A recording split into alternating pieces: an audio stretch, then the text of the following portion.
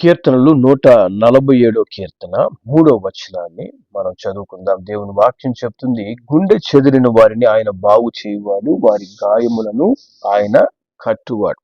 దేవుని నామాన్ని మహిమ కలుగును గాక. కాబట్టి మన దేవుడు సర్వశక్తిమంతుడు, బలవంతుడు అనేటువంటి అనేక నామములతో దేవుడు తన యొక్క సామర్థ్యాన్ని, తన యొక్క కృపను మనం పట్ల విస్తరింప చేస్తూ ఆయన ఆయన కలిగినటువంటి మరి యొక్క శ్రేష్టమైన గుణాన్ని కూడా ఈ వాక్యం ద్వారా మనకు తెలియపరుస్తున్నాడు. ఆయన చెప్తున్నాడు, గుండె చెదరినటువంటి పరిస్థితుల్లో, నీ వేదనకరమైన పరిస్థితుల్లో, మరి నీ గుండె బద్దలవుతున్నటువంటి పరిస్థితుల్లో నేను నిన్ను బాగుపరచు దేవుడను, నిన్ను స్వస్థపరచు దేవుడను, నిన్ను బలపరిచే దేవుడనని సెలవిస్తాడు. మన జీవితంలో మరి సంతోషకరమైన పరిస్థితులు అందరూ మనల్ని కలుస్తారు. మన సంతోషకరమైనటువంటి ఏదన్నా ఫంక్షన్ పెట్టుకున్నారనుకోండి, ఒక పెళ్లి లేకపోతే ఇంకేదైనా కార్యక్రమం, దాంట్లో అందరూ వస్తుంటారు. కానీ నీ దుఃఖ సమయంలో, మన జీవితంలో ఒక వేదనకరమైన పరిస్థితి వచ్చింది, ఆ సమయంలో, ఆ ఇబ్బందిలో మనతో నిజంగా నిలబడే వ్యక్తి, మనలను నిజంగా ప్రేమించేది, మన దుఃఖములో దుఃఖము, మన మన పరిస్థితిని చూసి కన్నీళ్లు గార్చేవాడు. చూడండి, యేసు ప్రభు లాజరు మరణించినప్పుడు అక్కడ వీళ్ళు కన్నీళ్లు గార్చారు. సో ఆ విధంగా నిజంగా నీ కొరకు నిలబడే వ్యక్తులే, అంటే నీ దుఃఖములో నీ పక్షాన నిలబడే వాళ్ళే నిజమైన స్నేహితులు, నిజంగా నిన్ను ప్రేమించిన వాళ్ళు. మన సంతోషంలో మన వెంట ఉండేవాళ్ళు నిజంగా ప్రేమించేవాళ్ళు. అటువంటి మనుషులు కూడా కొన్నిసార్లు పరిస్థితులు బట్టి మారుతారు. మనతో కలిసి మనల్ని ఆదరించిన వారు, మనతో ప్రేమతో ఉన్నవాళ్ళు కూడా కొన్నిసార్లు మన మీద కోపం వచ్చినప్పుడు, మనం చేసే పనులు వాళ్ళకి ఇష్టం లేనప్పుడు చిన్నగా మన జీవితం నుంచి దూరం అయిపోతారు. తెలియకుండానే మనతో పరిచయాలు కట్ చేసేసుకుంటుంటారు. కానీ దేవుడు ఎటువంటి వాడంటే ఆయన స్వభావము మారదు. హల్లెలూయా. ఆయన స్వభావములో మార్పు రాదంట. ఆయన స్వభావం ఎటువంటిది? నీ గుండె చెదిరిన మరుక్షణం ఆయన నీ యొద్దకు వచ్చి నిన్ను బాగు చేసే గొప్ప దేవుడు. నీ ప్రతి గాయమును చూసి ఆ గాయములను కట్టే గొప్ప దేవుడు అంట ఆయన. హల్లెలూయా. దేవుని నామానికి మహిమ కలుగును గాక. అట్టి ప్రేమ కలిగిన, మన వెంట ఉండి మనను ఆదరించి నిజమైనటువంటి స్నేహితుడు ప్రభు అయిన యేసుక్రీస్తు. హల్లెలూయా. ఈ దినము నీ పరిస్థితులు, మరి నువ్వు నమ్ముకున్న వాళ్ళు, మరి మీ ద్వారా మేలు పొందిన వాళ్ళే మీకు విరోధంగా ఉంటున్నారా? లేకపోతే మీ జీవితంలో జరుగుతున్న పరిస్థితులు, మరి మీరు ఎంతో ప్రేమించిన వారు మీకు దూరమైనటువంటి పరిస్థితులు మీ హృదయాన్ని వేదన కలగజేస్తున్నాయా? దేవుడు నీ గాయం కట్టడానికి సిద్ధంగా ఉన్నాడు. గుండె చెదిరిన వారిని బాగు చేయడానికే దేవుడు సిద్ధంగా ఉంటాడంట. ఆయన చెప్తున్నాడు, నేను నీ గాయం కట్టే దేవుడు. హల్లెలూయా. ఇటువంటి దేవుడు ఇంకొకడు ఎక్కడ దొరుకుతాడు చెప్పండి? ఇటువంటి ప్రేమ కలిగిన వ్యక్తి మనకి ఇంకెక్కడ దొరుకుతాడు? హల్లెలూయా. కాబట్టి అట్టి ప్రేమ కలిగిన దేవుని యొద్దకు మనము వచ్చి మన యొక్క పరిస్థితులను దేవునికి తెలియపరచాలి, దేవునితో మాట్లాడాలి, దేవుని యొక్క సహాయమును మనం కోరుకోవాలి. కీర్తనలు 142 కీర్తనలో దావీదు ఇక్కడ ప్రార్థన చేస్తున్నాడంట. 142 కీర్తన మొదటి 2 వచనాలు, నేను ఎలుగెత్తి యెహోవాకు మొరలిడుచున్నాను, ఎలుగెత్తి యెహోవాను బ్రతిమాలు కొనుచున్నాను, బహు వినయముగా ఆయన సన్నిధిని నన్ను మొరపెట్టుచున్నాను, నా కలిగిన బాధ ఆయన సన్నిధిని చెప్పుకొనుచున్నాను. హల్లెలూయా. నా బాధ నా దేవునికి నేను చెప్తున్నాను. మనం మన బాధను ఎవరికి చెప్తున్నాం? మనం బాధ కలగగానే ఎవరిని వెతకతాం? కొంతమంది ఏం చేస్తుంటారంటే బాధ కలగగానే వెంటనే ఒక ఫోన్ తీసుకొని ఎవరికో ఒకరికి వాళ్ళ బాధలన్నీ చెప్పుకుంటుంటారు. ఇంకా కొంతమంది లోక ప్రకారమైన వ్యక్తులు బాధ కలిగిందంటే వెంటనే ఏం చేస్తారు? ఈ మందు షాప్కి వెళ్తారు, లేకపోతే ఇంకా అనవసరమైన చెడు కార్యాల వైపు వెళ్తుంటారు. దావీదంట తన బాధను ఏం చేస్తున్నాడు, దేవుని యొద్దకు తీసుకొస్తున్నాడంట. దేవుని యొద్దకు వచ్చి తన పరిస్థితులు తెలియచేస్తున్నాడంట. ఎందుకంటే చూడండి, ఆ 139 కీర్తన చూద్దాం. 139 కీర్తన 12వ వచనంలో దేవుని వాక్యం చెప్తుంది, బాధింపబడు వారి పక్షమున యెహోవా వ్యాజ్యమాడుననియు దరిద్రులకు ఆయన న్యాయము తీర్చుననియు నేనెరుగుదును. ఎంత చక్కని మాట చెప్తున్నాడు. నాకు ఒక విషయం తెలుసు అంటున్నాడు దావీదు. ఏంటి తెలుసంట? దేవుని విషయంలో నాకు బాధ కలిగినప్పుడు నా పక్షమున నిజంగా నిలిచేది నా దేవుడు మాత్రమే. ఆమేన్. మరి నాకు అన్యాయం జరిగినప్పుడు, నాకు విరోధంగా బలవంతులు లేచినప్పుడు, దరిద్రులకు న్యాయం తీర్చేవాడు నా దేవుడు మట్టికి అని నాకు తెలుసు అంటున్నాడు. హల్లెలూయా.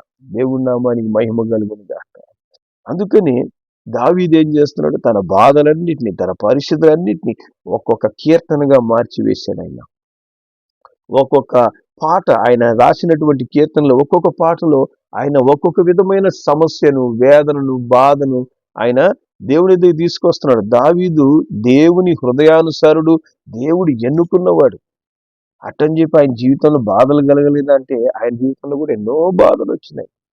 కానీ గుండె చెదిరిన వాడిని బాగు చేసే దేవుడు నాకు తోడై ఉన్నాడు, ఆయన నా గాయములు కట్టే దేవుడు అంటూ దేవునికి తన పరిస్థితులన్నిటినీ తెలియజేశాడంట. హల్లెలూయా.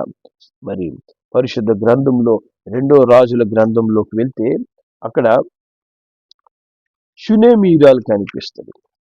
2వ రాజుల గ్రంథము 4వ అధ్యాయం. 2వ రాజుల గ్రంథం 4వ అధ్యాయంలోకి వెళ్తే మరి 25 వచనం నుంచి 27వ వచనం వరకు మనం చదువుదాం. ఈ ప్రకారము ఆమె పోయి కర్మేలు పర్వతమందున ఆ దైవజనుని యొద్దకు వచ్చాను. దైవజనుడు దూరం నుంచి ఆమెను చూచి, అదిగో ఆ షునేమీయురాలు, నీవు ఆమెను ఎదుర్కొనుటకై పరుగున పోయి నీవును నీ పెనిమిటియు నీ బిడ్డయు సుఖంగా ఉన్నారా అని అడుగమని తన పనివాడైన గెహజీతో చెప్పి పంపాను. అందుకామె సుఖముగా ఉన్నామని చెప్పాను. పిమ్మట ఆమె కొండ మీద ఉన్న దైవజనుని యొద్దకు వచ్చి అతని కాళ్ళు పట్టుకొనెను. గెహజీ ఆమెను తోలివేయుటకు దగ్గరికి రాగా దైవజనుడు, ఆమె బహు వ్యాకులముగా ఉన్నది, యెహోవా ఆ సంగతి నాకు తెలియజేయక మరుగు చేసెను, ఆమె జోలికి పోవద్దు అని వానికి ఆజ్ఞ ఇచ్చాను. చూసారా, ఇక్కడ షునేమీరాలు మరి ఘనత పొందినటువంటి స్త్రీ. ఆమెకు ఒక సమస్య వచ్చింది, ఒక ఇబ్బందికరమైన పరిస్థితి. ఆమెకు బిడ్డలు లేని సమయంలో మరి దైవజనుడు ఎలీషా ప్రార్థించినప్పుడు దేవుడు ఆశీర్వాదకరంగా ఒక బిడ్డనిచ్చినాడు. ఆ దేవుడిచ్చినటువంటి ఆ బిడ్డ ఎదిగిన తర్వాత ఒక దినము అనుకోకుండా అతను మరణించాడు. ఆ బిడ్డ ఎదిగిన తర్వాత మరణించాడని 18వ వచనం చెప్తుంది. మరి ఆ బిడ్డను మరణించిన మరుక్షణము ఈమెం చేస్తుందంట, ఆ బాధ అంతా తెలియజేయడానికి మరి దైవజనుని యొద్దకు పరిగెత్తుంది. అంటే దేవునికి తెలియపరచడానికి వస్తుంది.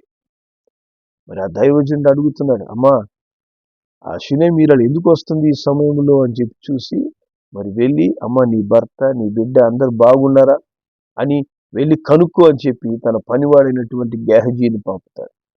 గెహజీతో ఆమె చెప్తున్నా, అందరు బాగున్నారయ్యా అని చెప్పేసి వచ్చి ఆ దైవజనుడు పాదాలు పట్టుకొని వదలడం లేదంట.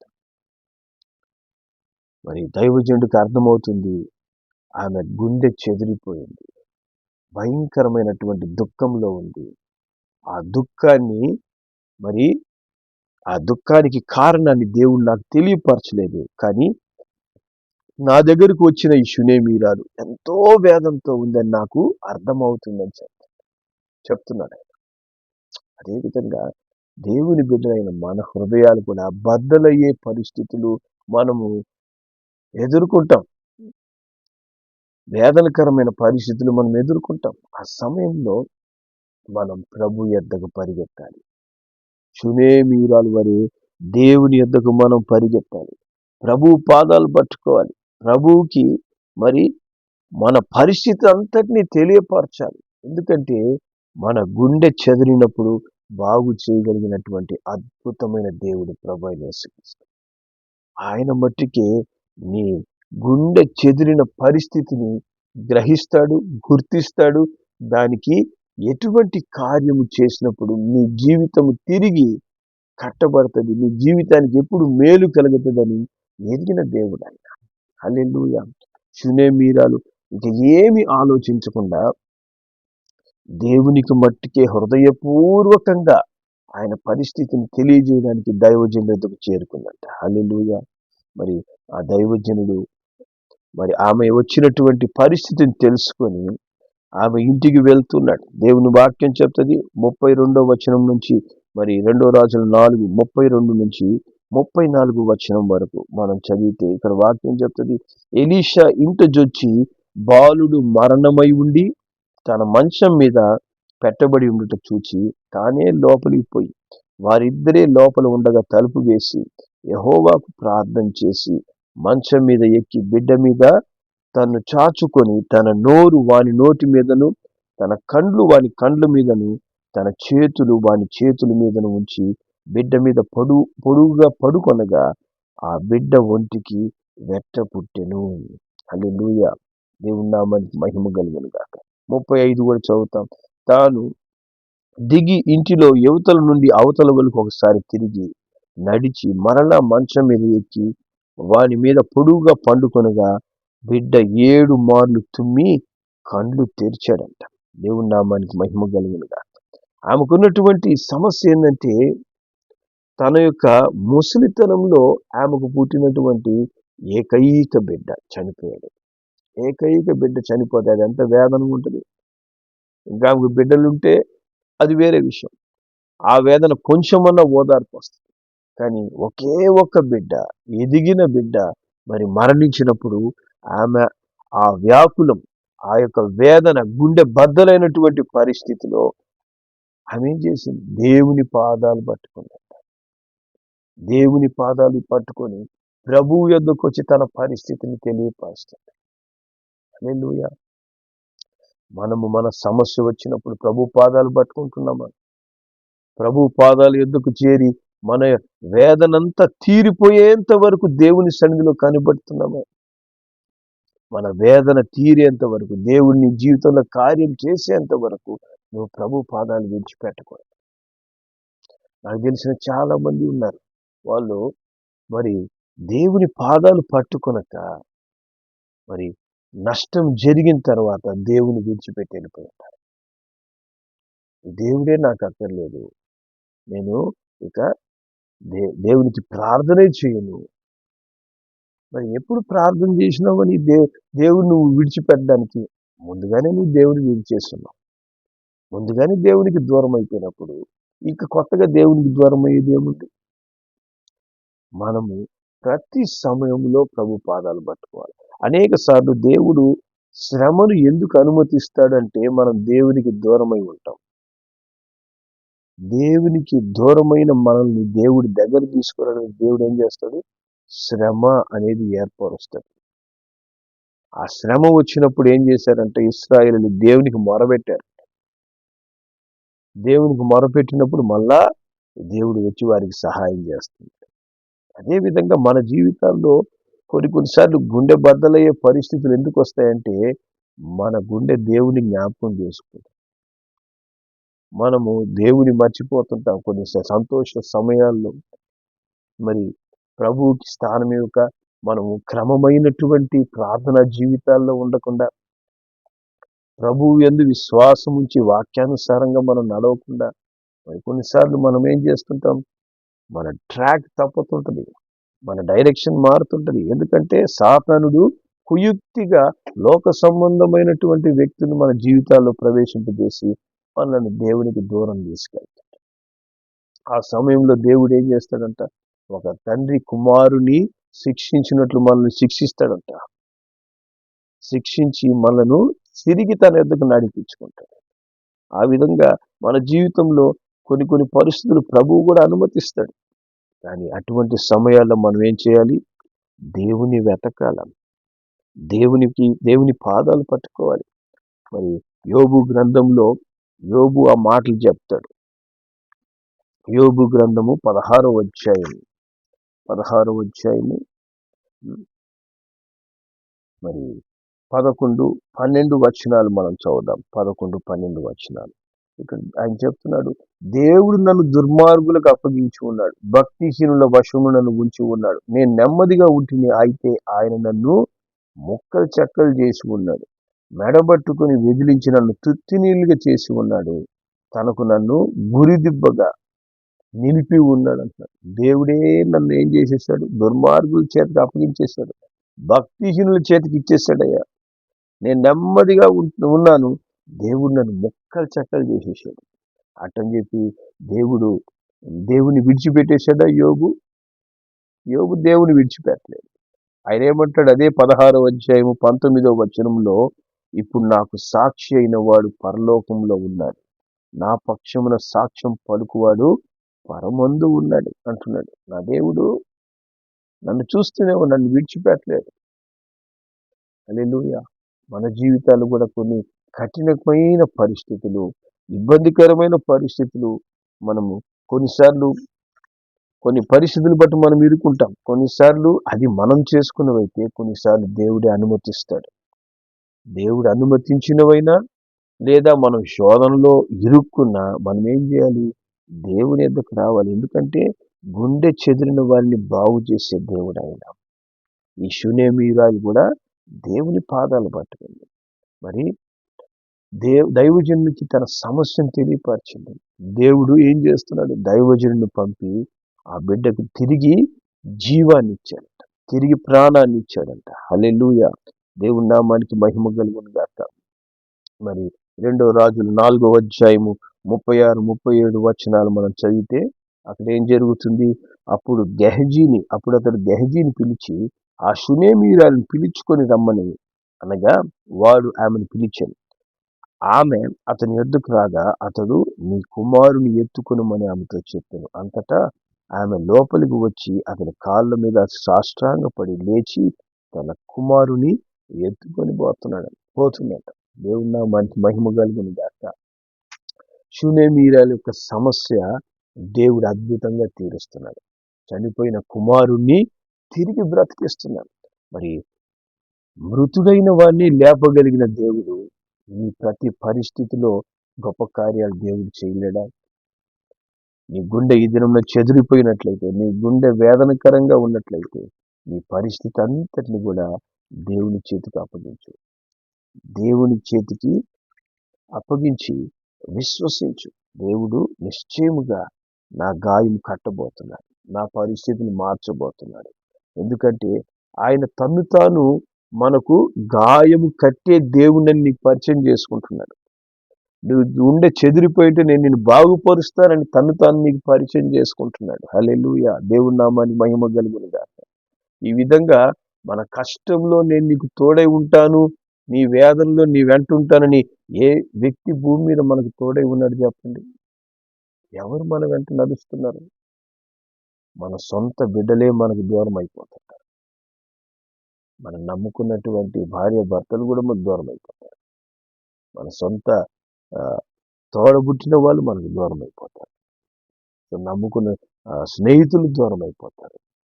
ప్రతి ఒక్కరు మనకు దూరం అవ్వచ్చు, కానీ మన దేవుడు ఎల్లప్పుడూ సదాకాలం మనకు తోడై ఉండి గుండె చెదిరిన స్థితిలో నిన్ను బాగు చేయడానికి ఆయన తన గొప్ప సమాధానం మన హృదయానికి అనుగ్రహిస్తాడు. హల్లెలూయా. ఆయన నీ దుఃఖమును నాట్యముగా మార్చేవాడు. బాధింపబడి వారి పక్షమున ఆయన నిలబడతారంట. హల్లెలూయా. 140వ కీర్తన మరి 12వ వచనంలో, అందుకే కీర్తనకారుడు చెప్తాడు, బాధింపబడి వారి పక్షమున యెహోవా వ్యాజ్యమాడతాడు, దరిద్రులకు ఆయన న్యాయం తీరుస్తాడని నాకు తెలుసు అంటున్నాడు. హల్లెలూయా. కాబట్టి నువ్వు ఎదిగిన దేవుడు నీ పక్షాన నిలబడే దేవుడై ఉన్నాడని ఈరోజు నువ్వు గ్రహిస్తున్నావా? ఈరోజు నీ పరిస్థితి ఎటువంటిదైనా మొట్టమొదట దేవుని నీ పక్షం చేసుకో. దేవునికి నీ పరిస్థితి అప్పగించు. ఆ తర్వాత దేవుడు ఏం చేస్తాడు? నీకు తోడై ఉండి మార్గాలు సరళం చేస్తాడు. నీ హృదయాన్ని ఆదరిస్తాడు. నీ పరిస్థితుల్లో తోడై ఉండి నీ గొప్ప కార్యాలు చేస్తాడు. హల్లెలూయా. దేవునికి అసాధ్యమైంది ఏది లేదు. సమస్తము ఆయన నీ కొరకు అద్భుతంగా నెరవేర్చి నిన్ను నీ కుటుంబాన్ని స్థిరపరచడానికి దేవుడి శక్తిమంతుడు. కాబట్టి మన జీవితము ఈ సమయంలో కదిలిపోతూ ఉండొచ్చు. పగిలిపోతున్నటువంటి ఒక పడవ వలె ఉండొచ్చు. అన్నిటినీ చక్కబరిచి నీ జీవితాన్ని తిరిగి నిర్మించే గొప్ప దేవుడు నీకు తోడై ఉన్నాడని విశ్వసించి మరి శూనేమీయురాల్లాగా మనం ఏం చేయాలి? యేసే పాదాలు పట్టుకుందాం. మన పరిస్థితిని ప్రభు సన్నిధికి తీసుకొద్దాం. నిశ్చయంగా దేవుడు వాటన్నిటి నుంచి విడిపించి నీ జీవితాల్లో గొప్ప కార్యాలు చేయనుగాక. ప్రార్థన చేద్దాం.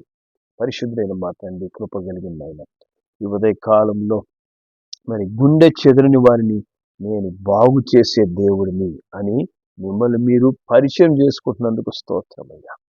అనేక సార్లు మానవులుగా మా గుండెలు బద్దలవుతుంటాయి, మా గుండెలు భారమవుతుంటాయి. మా పరిస్థితులు నైనా మేము ఎదుర్కొనేటువంటి శోధనలు, మనుషుల ద్వారా కలిగే బాధ నైనా మా గుండె బద్దలవుతుంటుందయ్యా. కానీ తండ్రి, ఆ సమయంలో అందరూ మాకు దూరమైన, మా సంతోషంలో మాతో ఉన్న వాళ్ళందరూ మాకు శ్రమ కలిగినప్పుడు దూరం అవుతున్నా తండ్రి, మా పక్షమున నిలబడి మమ్మల్ని బలపరిచి స్థిరపరిచి అద్భుతమైన దేవుడు మీరై ఉన్నందుకు స్తోత్రం. మా జీవితంలో ఎన్నో కన్నీటి పరిస్థితుల గుండా మేము వెళ్ళినప్పుడు అయినా ఏ మనిషి మాకు తోడై ఉండలేదు నాయనా. మీరే మా వెంట ఉండి ఆ పరిస్థితి నుంచి కృంగిపోయిన వారిని లేవనెత్తే దేవుడని నేనని చెప్పినట్లు అయ్యా, మమ్మల్ని మీరు లేవనెత్తినందుకు స్తోత్రం. ఎన్నో పరిస్థితులు లేవనెత్తిన మీరు ఈ దినమున కూడా అయ్యా, గుండె చెదిరిన పరిస్థితిలో నీ బిడ్డలు ఉన్నట్లయితే ఆ పరిస్థితులన్నిటి నుంచి వారిని లేవనెత్తండి, వారిని హెచ్చించండి, వారిని బలపరచండి. నీ పక్షాన నేను ఉన్నానని ధైర్యపరచండి యేసయ్యా. అందరూ విడిచిపెట్టిన నేను నిన్ను విడిచిపెట్టలేదు అని నాయన వారిని ఓదార్చండి, బలపరచండి. తండ్రి, నీకు వందనాలు. నీ వాక్యము మరి నాకు నెమ్మదిని కలగజేసింది, నా బాధ అంతటిని తొలగించిందని దావీదు భక్తుడు చెప్పినట్లు నైనా విత్తుబడుతున్నటువంటి ఈ వాక్యం, నీ బిడ్డలు వింటున్నటువంటి ఈ వాక్యము వారికి నెమ్మది కలగచేయునుగాక, విశ్వాసాన్ని, ఒక నిరీక్షణను కలగచేయునుగాక. ధైర్యంగా ఆ పరిస్థితులు ఎదుర్కొని నైనా శూనేమీయురాలు ఏ విధంగా దేవుని యొద్ద నుంచి ఒక అద్భుతాన్ని పొందుకుందో అదే విధంగా నీ బిడ్డలు వారి పరిస్థితుల్లో ఒక అద్భుతమైన ఆదరణ, విడుదల, స్వస్థత పొందుకొందురుగాక. తండ్రి, గుండె చెదిరిని వాళ్ళు నైనా మరి వారి గుండె కట్టబడినదై, వారి జీవితాలు కట్టబడినదై, వారి ఇతరులకి సాక్ష్యం చెప్పు రీతిగా వీరి జీవితాల గొప్ప కార్యాలు చేసి మీరు మహిమ పొందమని యేసు నామములో ప్రార్థిస్తున్నాను తండ్రి. ఆమేన్.